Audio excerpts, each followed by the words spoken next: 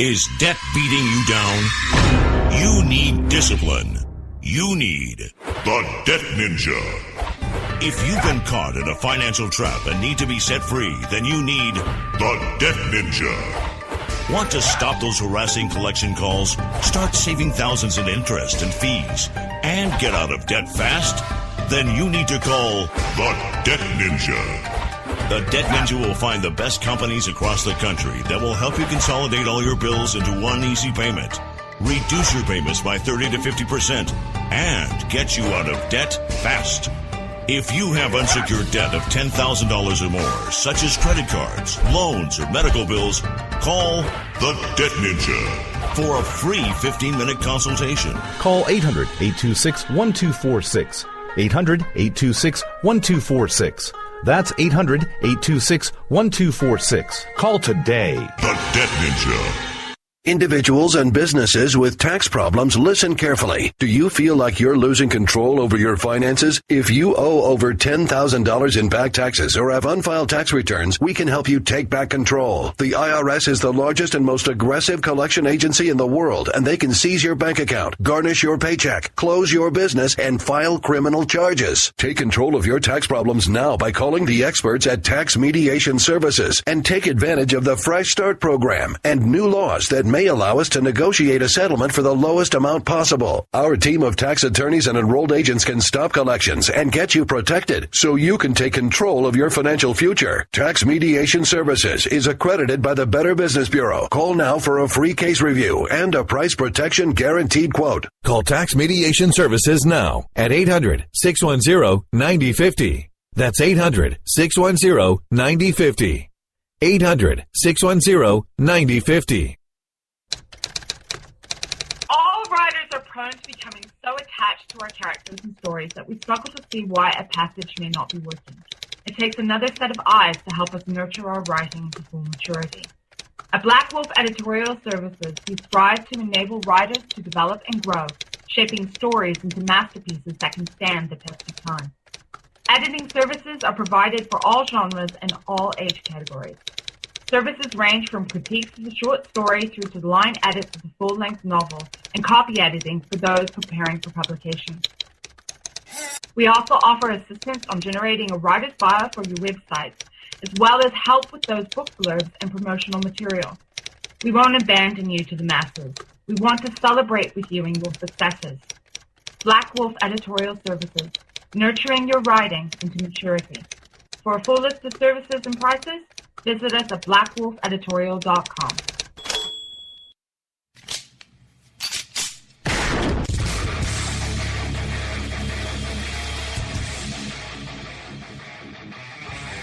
This is Slickery Trigger for Rebel Road Tactical. With proper care and feeding, your pistol will be ready when you need it. There to save your life. Shouldn't your gear be that good? Whether you need a holster for comfortable everyday carry or a tough-as-nails holster for your next training course, Rebel Road Tactical has what you need. Check us out on the web at rebelroadtactical.com.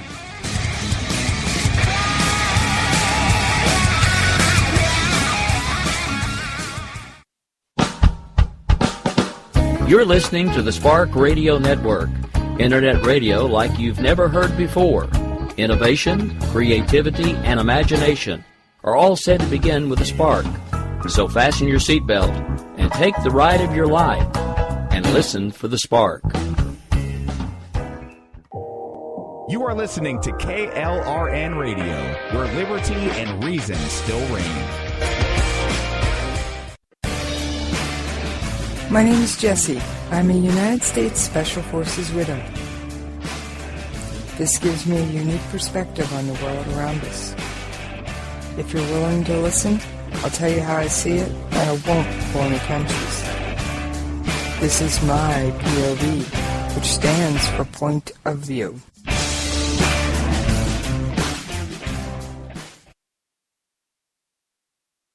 Alright, this is Jessie. I am so happy to be back with you guys. You know I miss you when I'm not talking to you. I kind of had to take last night off. Mr. Frog was on in force. Alright, this is not debate news. Believe it or not, there is more going on in the world than the presidential debate.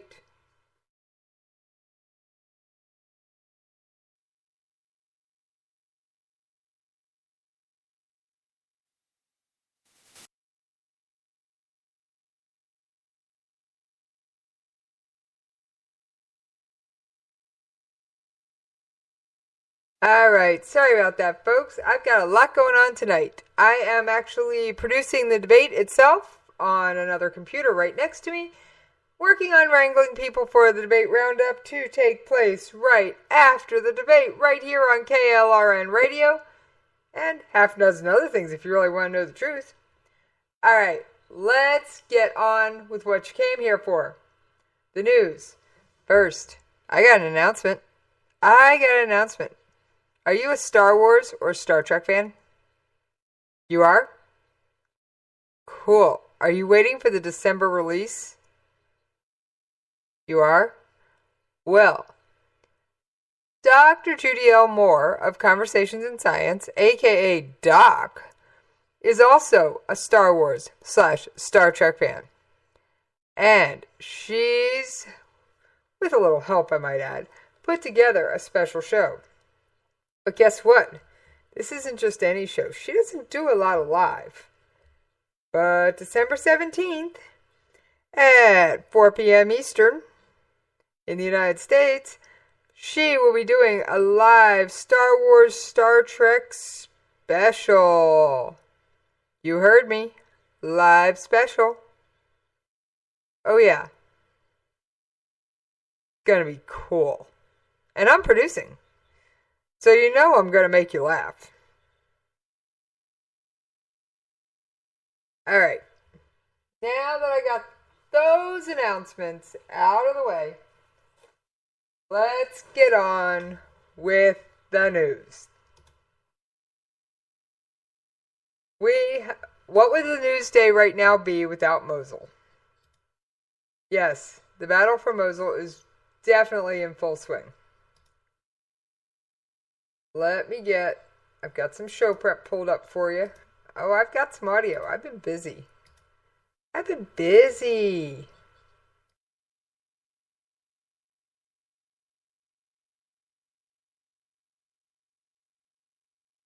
Alright. As we know, the Iraq forces backed up, being supported by the U.S., with the help of the Peshmerga, aka the Kurds, and various other groups, some of which the U.S. media does not report are there, are on their way to free Mosul. I got a really cool audio clip for you. Let's take a listen. How's it going? It's going well. In his first interview since the offensive to push ISIS out of Mosul began, Major General Gary Volesky said his troops are providing air support and heavy artillery, but not leading this charge. Yeah, the Iraqis have the momentum. They know it, and they want to get there as quickly as they can. We followed Iraqi troops to the front line south of Mosul to see for ourselves. We made our way to the newly liberated village of Hud.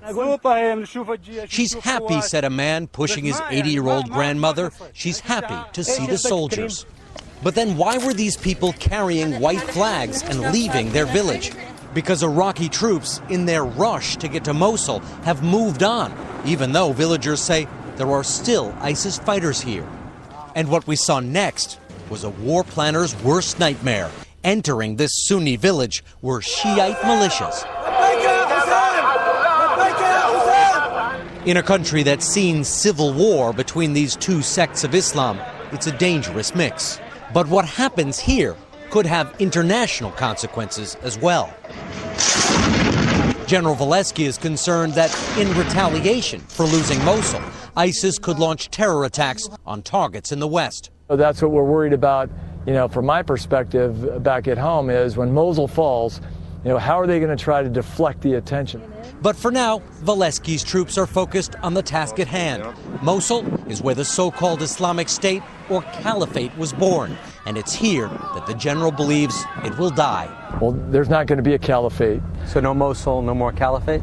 Well, not in Iraq, clearly. This battle is just beginning, and these are just the first of what aid agencies warn could be more than 1 million people driven from their homes. They suffered under ISIS. Now, they're paying the price for yet another fight for Mosul.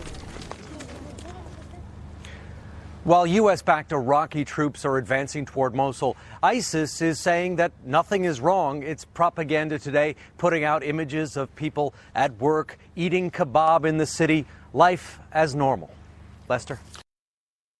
All right, so propaganda machine from ISIS is in full swing. Oh yes, I did say full swing. Oh boy, oh boy. Now, I wouldn't say that all's well. Mosul is a very big battle. In fact, I've got more clips on Mosul. Yes, for a while, my show's probably going to sound like the Mosul update. Who knows, maybe I'll have to start calling it that. Alright. Let's take a look at a couple other things that's going on in Mosul. The push to free Mosul, the Kurdish Peshmerga forces ideally wanted a political plan, not just a military one, to help retake the city from ISIS. Kurdish President Masoud Barzani said, "We would have loved to have a political plan along with a military plan, how to manage Mosul, how to administer Mosul. Because Mosul has a variety of religions with ethnicities," Barzani told CNN's Christine Amanpour, but he acknowledged that having one would probably have taken a longer time. The operation to free Mosul from 2 years, yes, 2 years of ISIS rule, marks the first time Kurdish Peshmerga and Iraqi forces have fought against a common enemy. You heard it. First time. We're looking for a good solution for Mosul, but the battle to free Iraq's second largest city could be marked with months of bloody fighting. All right.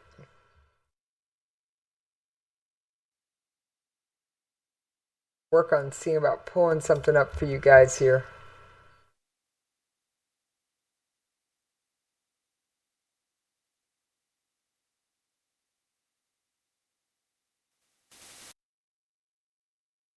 I mean, there's a lot of moving pieces going on in Mosul.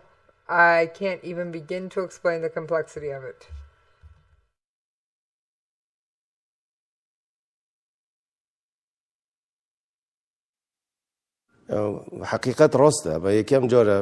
This is the first time that the Peshmerga of Kurdistan with the Iraqi forces, they fight against one enemy, and it's a change. And the second thing is we would have loved to have a political plan along with a military plan, how to manage Mosul, how to administrate Mosul, because Mosul has a variety of religions with ethnicities.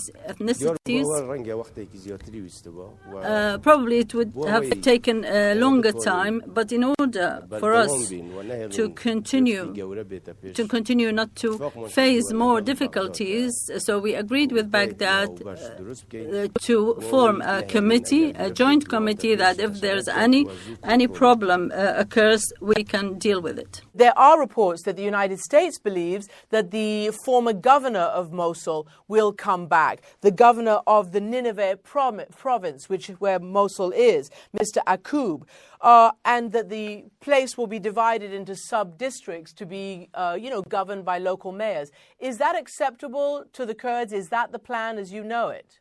I'm not aware of this kind of plan, but there must be a new form for Mosul. But the most important thing that all these people, all the components of Mosul, to be reassured of their future and not to face this crisis again. We are looking for a good solution for Mosul. All right, there you heard it. The Kurds, who are friendly with all religions and all peoples, Mr. Frog, go away. Definitely want a plan where everyone can live side by side happily.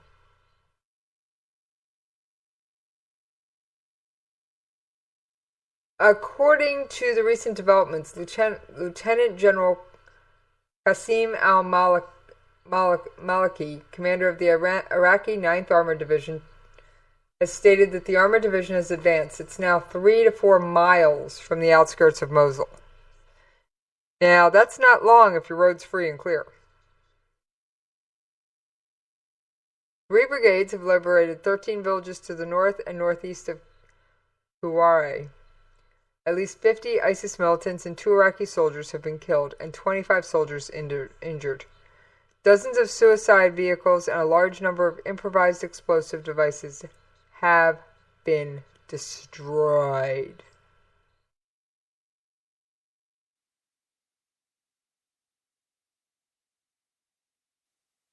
Iraqi Christians in Erbil are celebrating because Iraqi forces entered Karakosh, which was a Christian village in Iraq. Many of those who fled are now living in Erbil, where they celebrated Tuesday when they heard Iraqi forces had entered their hometown. We had a vigil overnight holding candles, singing hymns, images shown, while others gathered in the street cheering and dancing. But the celebrations may have come too soon. ISIS appeared to be putting up a fight. So, and this isn't news. The terrorist group has been putting up fights in several areas since the operation launched on Monday. Alright, one of the tactics Mosul is using is tunnels. Got a little bit more information on that. Take a look at this. It's an entrance on the side of a hilltop, an ISIS tunnel. Actually, a fairly common tactic that they do use, digging well into these hills. Some of these tunnels that we've seen before are more complex than others. Some actually have small rooms, living quarters that are dug off to the sides. This one, we're having to crouch a bit lower than at least I have had to in some of the other ones that we have been through. But it winds its way and then it comes out on the other side of the hill where we were standing. And as the Iraqi and Kurdish troops have been pushing towards Mosul, they have actually come across ISIS fighters popping out of hillsides, popping out of what seems to be relatively flat and nondescript terrain and firing upon them. And it's pretty much because of these tunnel systems that they have dug, like the one we just walked through. And if we turn around, the entrance that we came through is just right there. And this entire landscape here is very similar, wide, rolling hills. We've come out just right here, and then it keeps going, not only deeper into the hillside, but at multiple points. The ISIS fighters have dug this out in such a way that it would actually give them different vantage points from the entire surrounding of the hills, so that they would be able to both hide from and jump out and surprise any potential attackers. And this entire tunneling complex just weaves its way through, going further and further back. All right. By the way, the terrorists in Gaza Strip are another fan of tunnels. Oh yeah, they are.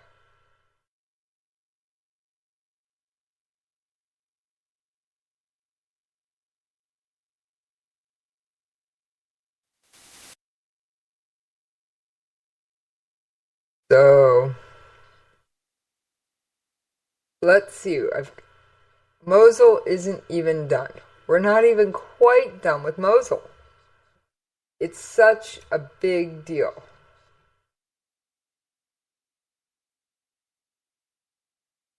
The military campaign to push out ISIS out of its stronghold in Mosul may come at a high price. Many hundreds of battle-tested and heavily armed fighters could flee to Europe to launch terrorist attacks against U.S. and allied interests. Officials have long feared that this is a natural and expected result of the long-planned military operation against thousands of ISIS fighters. And they are expecting chemical weapons.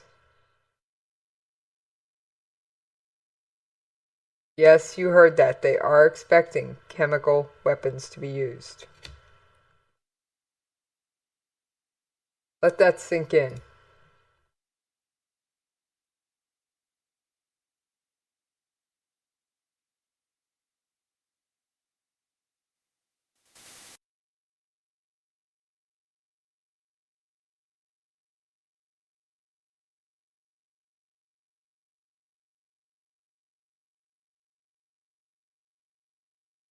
The Iraqi army, I've heard reports of, but haven't been able to verify this, that Iraq realizes this is going to be a long fight.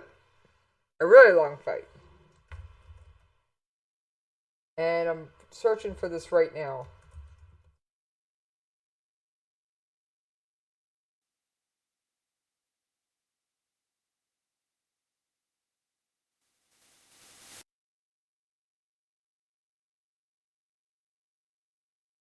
Anyway, alright, I've heard rumors that the Iraqi army is also bringing, in addition to everything you'd expect them to bring, they're bringing their families. Oh yeah. They're bringing their wives and children and friends and all kinds of other things.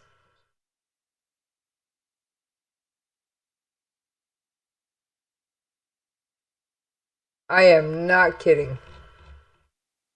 I have not found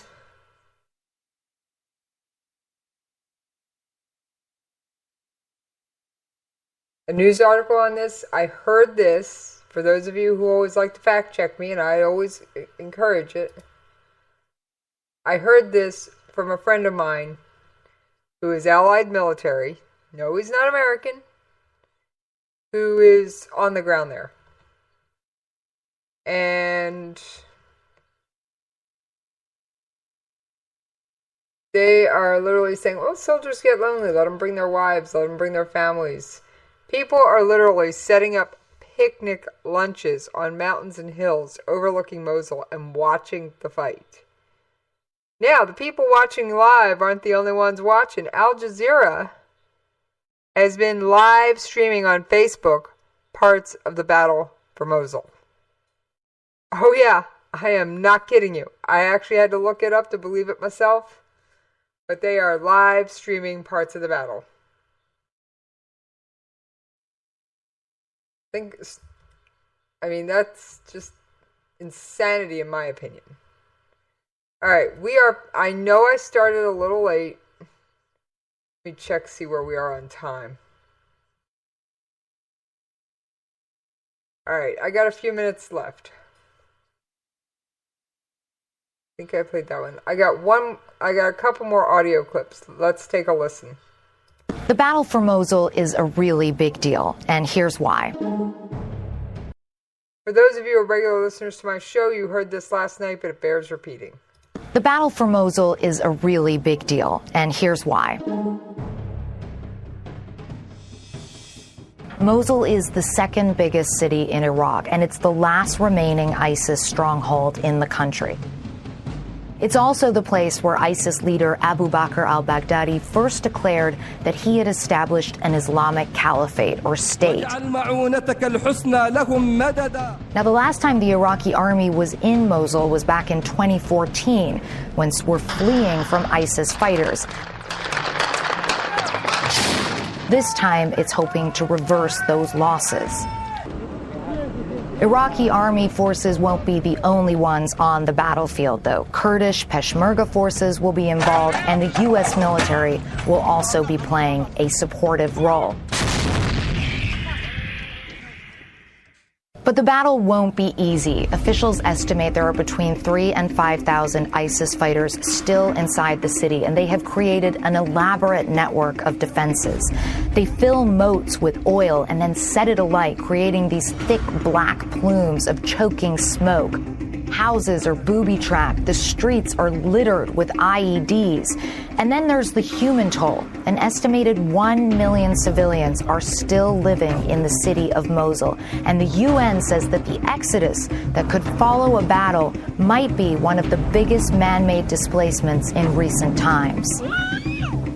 Some commanders estimate it could take as much as 3 months to take the city. And then there's the aftermath to deal with. But if the operation is successful, it will deal a major blow to ISIS.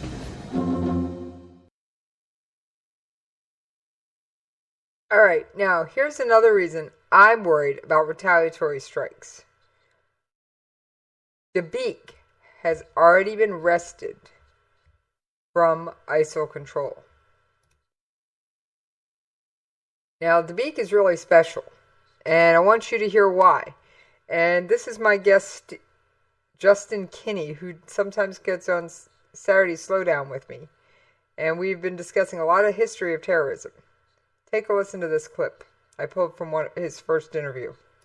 So I don't know if you're familiar with their magazine, Dabiq.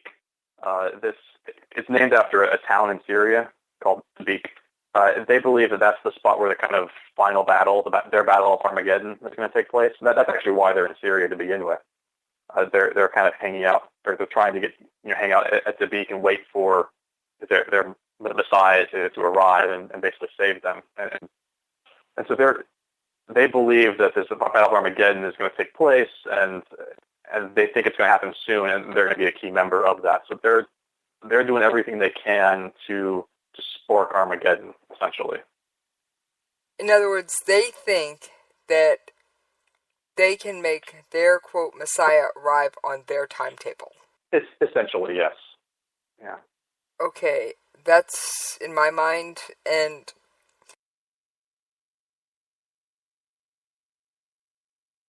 yes, ISIS actually thinks they can control Armageddon. Okay, I've heard some pretty crazy things. That has got to be right up there. Alright, we are almost done with our recap of Mosul for the day. Give me just a minute, make sure I've covered all my Mosul stories. Got a ton.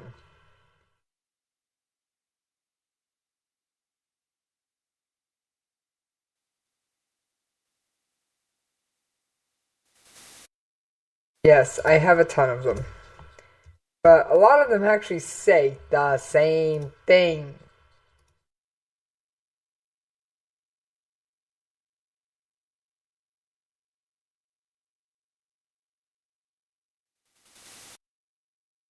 Alright, just checking one more site.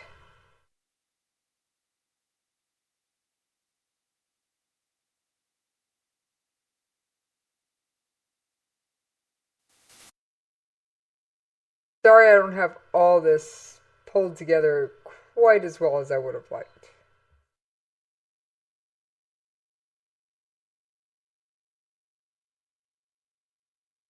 I've been a little busy wrangling all kinds of stuff. Alright. See if I can get this audio to work for us. Why does the battle for Mosul matter to Turkey?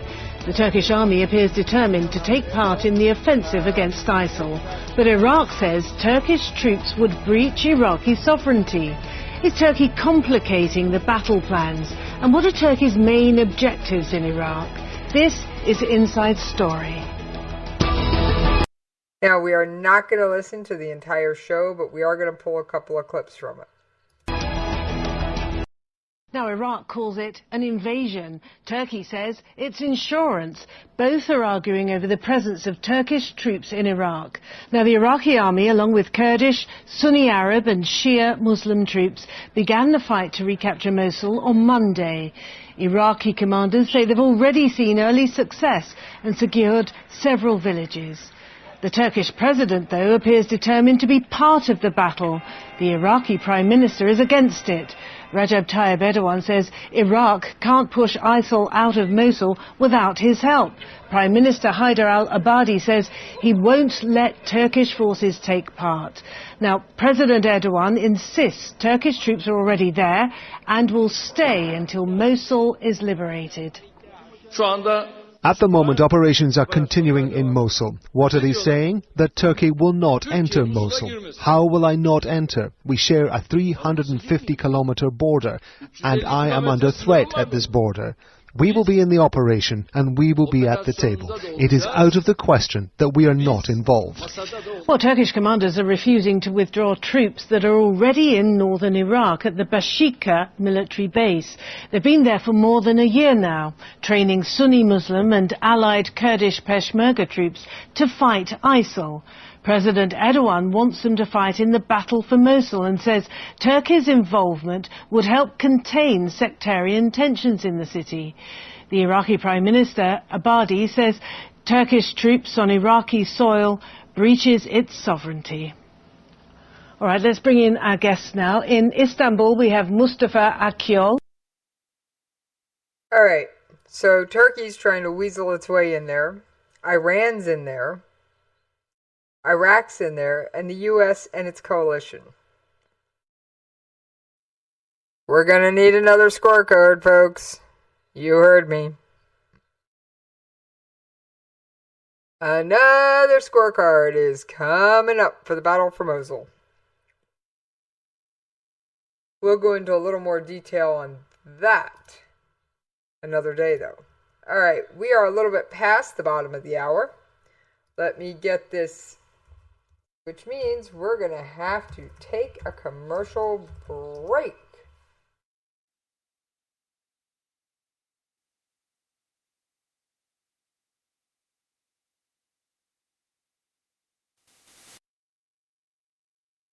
All right. We're going to take that brief commercial break, and I will see you on the other side.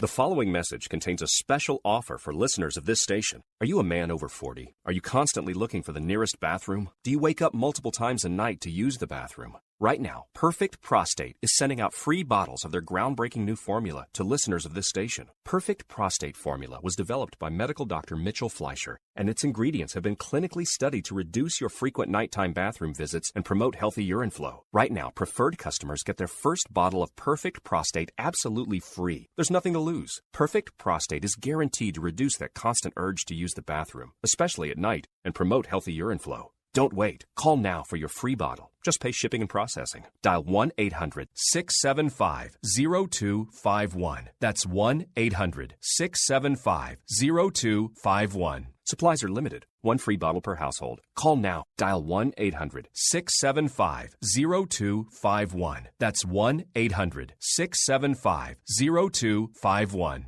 Individuals and businesses with tax problems, listen carefully. Do you feel like you're losing control over your finances? If you owe over $10,000 in back taxes or have unfiled tax returns, we can help you take back control. The IRS is the largest and most aggressive collection agency in the world, and they can seize your bank account, garnish your paycheck, close your business, and file criminal charges. Take control of your tax problems now by calling the experts at Tax Mediation Services and take advantage of the Fresh Start program and new laws that may allow us to negotiate a settlement for the lowest amount possible. Our team of tax attorneys and enrolled agents can stop collections and get you protected so you can take control of your financial future. Tax Mediation Services is accredited by the Better Business Bureau. Call now for a free case review and a price protection guaranteed quote. Call Tax Mediation Services now at 800-610-9050. That's 800-610-9050.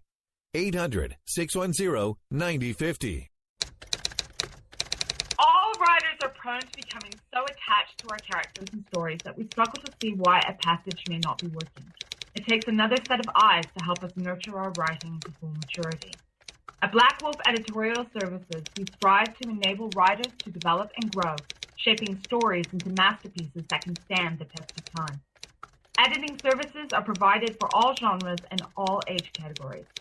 Services range from critiques of the short story through to the line edits of the full-length novel and copy editing for those preparing for publication. We also offer assistance on generating a writer's bio for your websites, as well as help with those book blurbs and promotional material. We won't abandon you to the masses. We want to celebrate with you in your successes. Black Wolf Editorial Services, nurturing your writing into maturity. For a full list of services and prices, visit us at blackwolfeditorial.com. KLRN Radio has advertising rates available. We have rates to fit almost any budget. Contact us at advertising@klrnradio.com.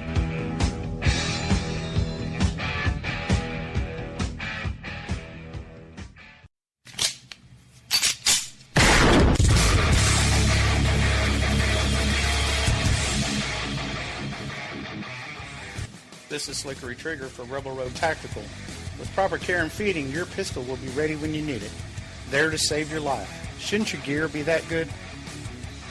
Whether you need a holster for comfortable everyday carry or a tough-as-nails holster for your next training course, Rebel Road Tactical has what you need. Check us out on the web at rebelroadtactical.com.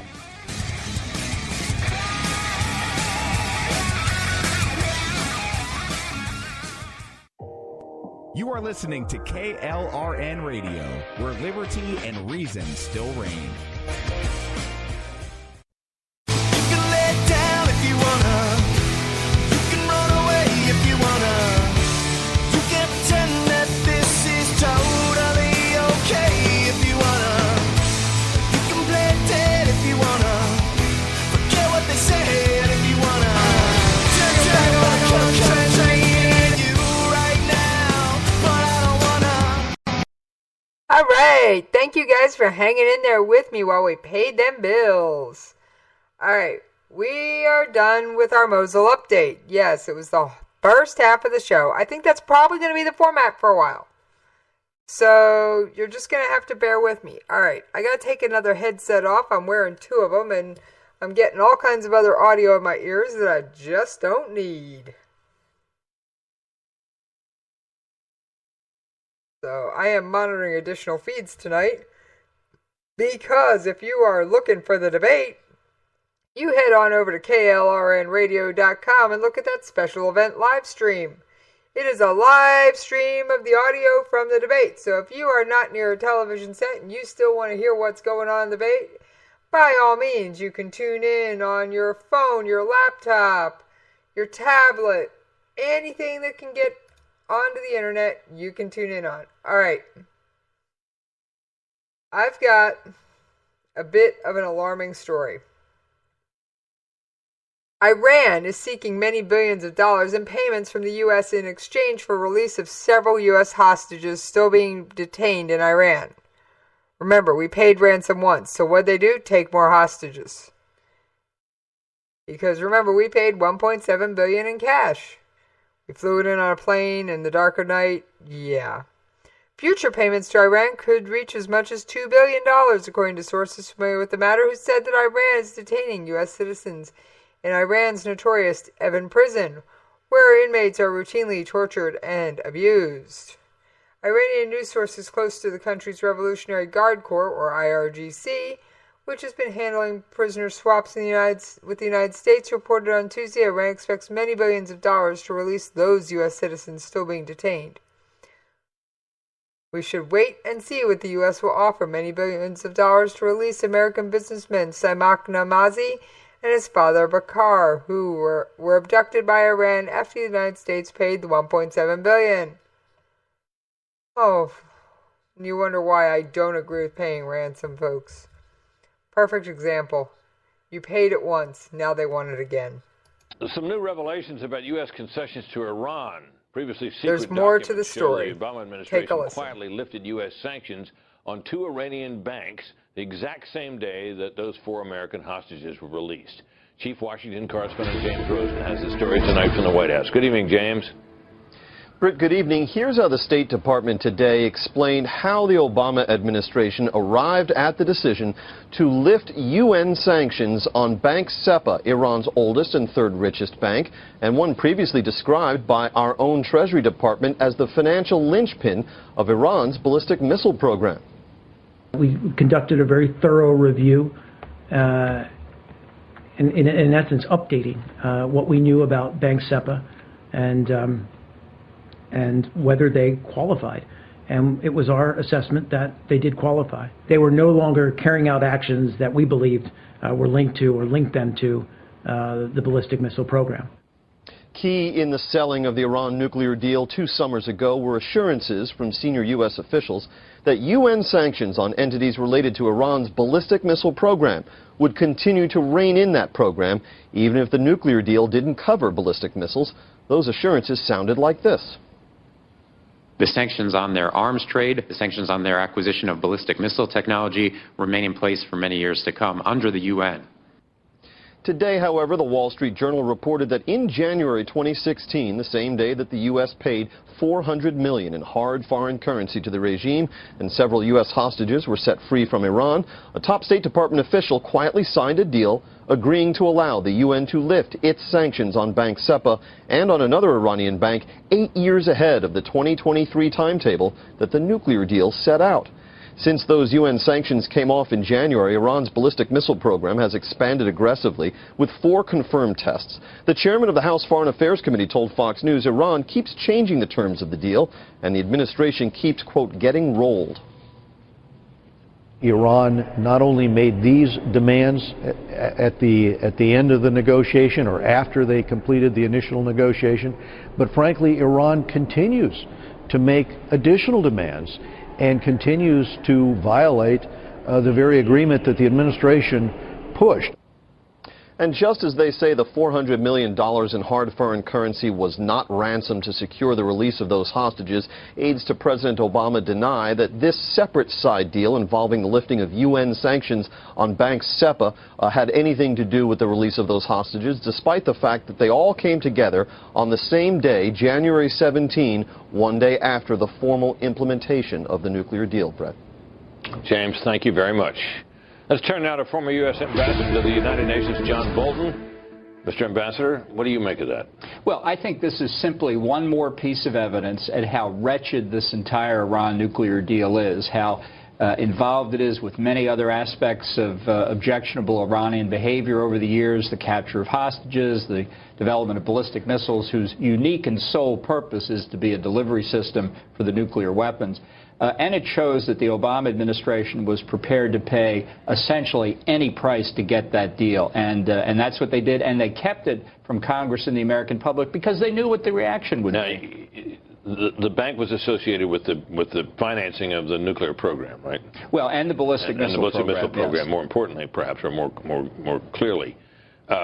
You heard the State Department spokesman say, well, you know, we really looked into what that bank was up to, and we decided it was didn't really qualify to have sanctions on it anymore. What do you say about that argument? Well, it certainly is a tribute to the FBI office in Tehran that they were able to get into the bank records and look at it. Look, this is also a demonstration that what the administration, the Bush administration, did the same thing called targeted sanctions, simply don't work. Let's say Bank SEPA was a financier for the ballistic missile program and they're sanctioned. What did the Iranians do? Say, gee, I guess we can't finance our ballistic missile program anymore? No, they used other vehicles.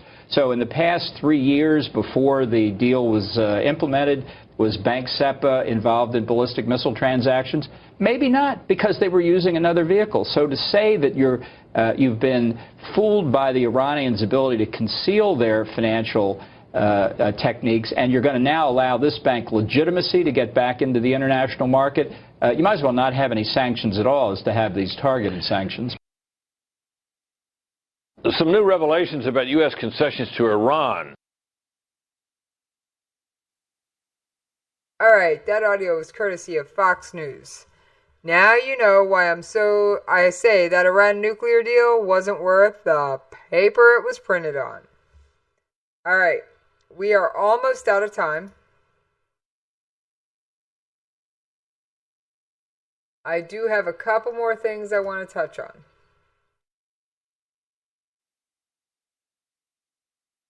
Iran launches war drills amid accusations the United States is breaking the nuclear deal. Iran on Monday launched a series of war drills that included the use of American-made planes. Oh yeah, American-made planes.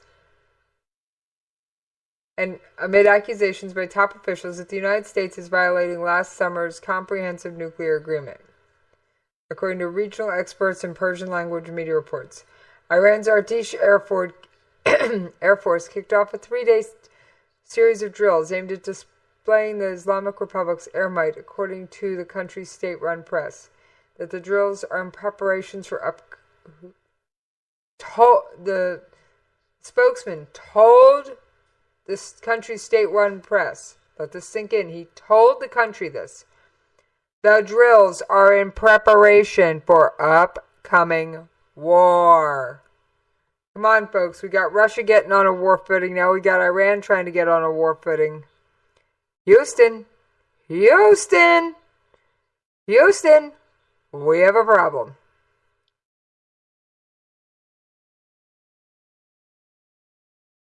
Iran is using many American-made jets in the drills, including F-4 and F-5 warplanes, as well as large Boeing airliners, which were aiding in mid-air refueling tactics, experts told the press. Iran is also using Russian-made warplanes. All right. These guys are ruthless.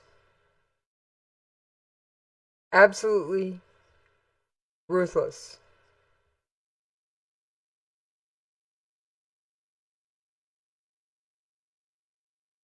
The bloody wars of Iraq, Afghanistan, Syria, and Yemen and the continued operation of, quote, Zionists in Palestine. The war, this is, keep in mind, these are quotes from Iranian news leaders. The war of the Ba'ath regime of Saddam Hussein against the Islamic Republic of Iran, the conflicts in Lebanon, Bahrain, and other events and incidents where each one has featured thousands of dead and maimed and brought about endless destruction are only part of the behavior of the, ready for this one, folks, of the satanic governing body of America in the region. And this is according to Brigadier General Musa Jaziri. Of course. He goes on to call our presence in the region a cancerous tumor that can only be treated by removing the filthy tumor and ejection of America from the region. Oh, yeah.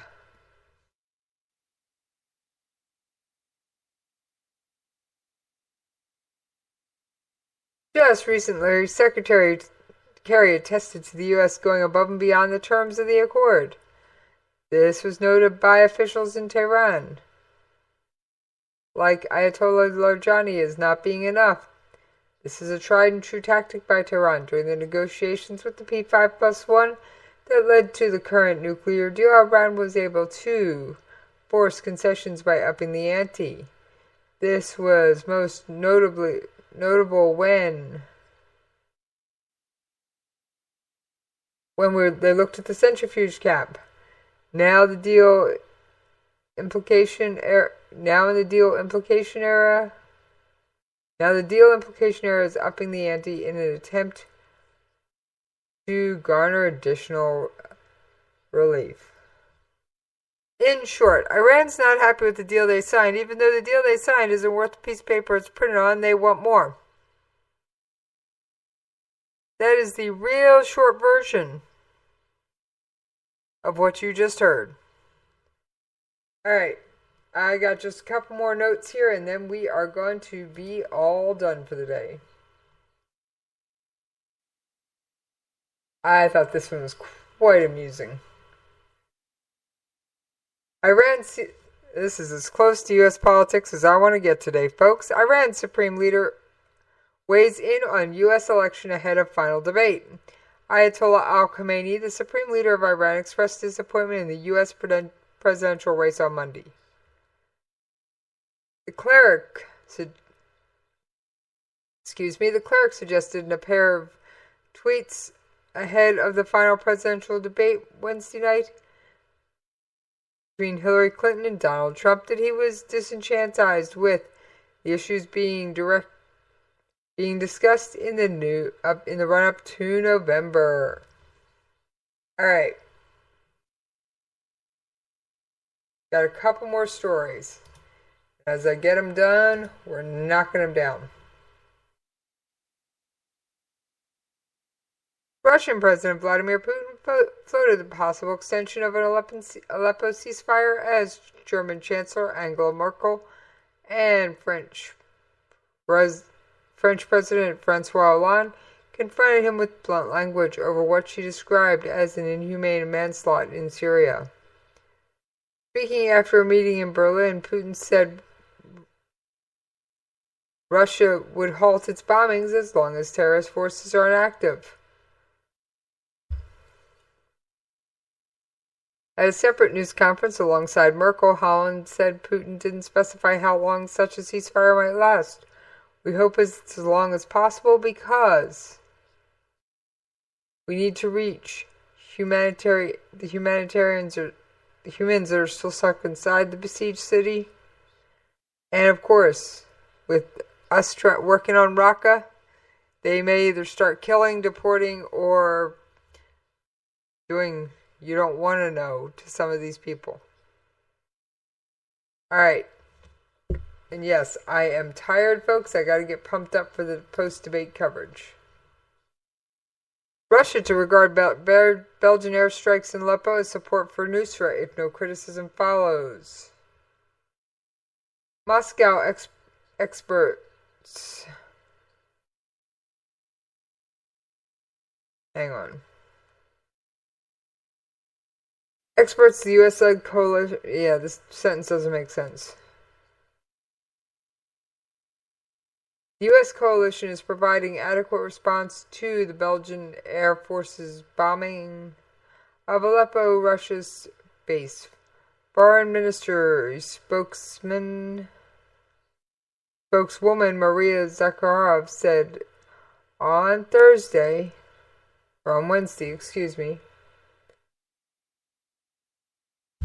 Let's see if I can... Nope, I don't have it on audio.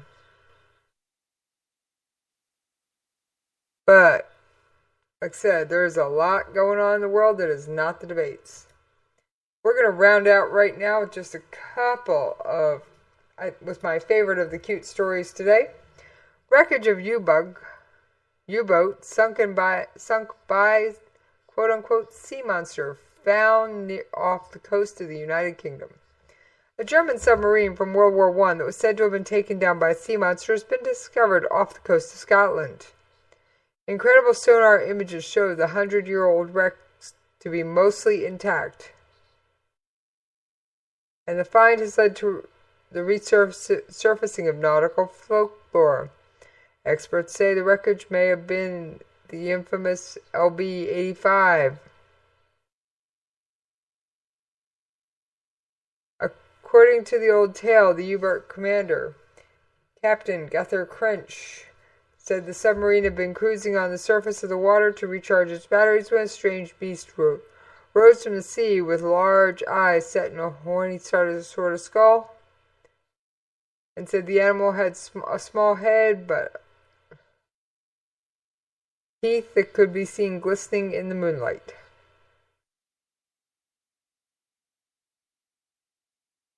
Alright, I think it's cool they pulled it up. I'd like to know what they find out really sank that U-boat. Alright, I know I'm cutting it just a few minutes short today, but on those notes, folks, yeah, you know what's coming. I'm out of here!